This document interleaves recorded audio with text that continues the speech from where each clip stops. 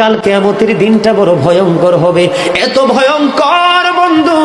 আমার নবী বলেছেন উলঙ্গ অবস্থায় মানুষগুলো হাসুরের ময়দানে একত্রিত হবে রে। ও বন্ধু, প্রত্যেকের কবর থেকে ওই হাসুরের ময়দানটা কমপক্ষে 50,000 বছরের রাস্তা হবে রে বন্ধু। এই জন্য নবী যখন মেরাজের রজনীতে বোরাক দেখেছিল, আমার নবীকে আল্লাহ দাওয়াত দিয়েছে, বোরাক দেখে আমার নবী এত ক্রন্দন করেছিল, মনে হয়েছিল যেন আমার নবীর চক্ষু মুবারক দুইটা ঝর্ণা হয়ে গেছে।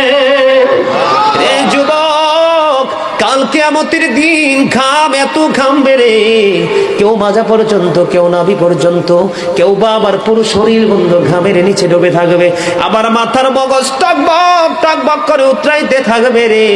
আল্লাহ বলেছেন লা ইয়ামুতু, people will not die that day, সেদিন মানুষ আর মরতে পারবে না।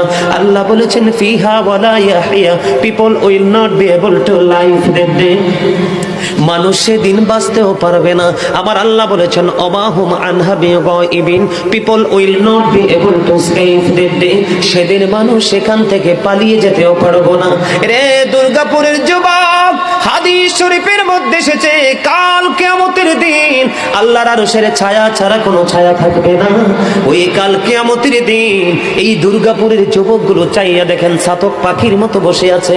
আমার কাছে এত সুন্দর লাগে রে যুবক, আমার হৃদয়টা ঠান্ডা হয়ে গেছে, কলিজা ছুঁয়ে গেছে তোমাদের উপস্থিতি এবং মনোযোগ।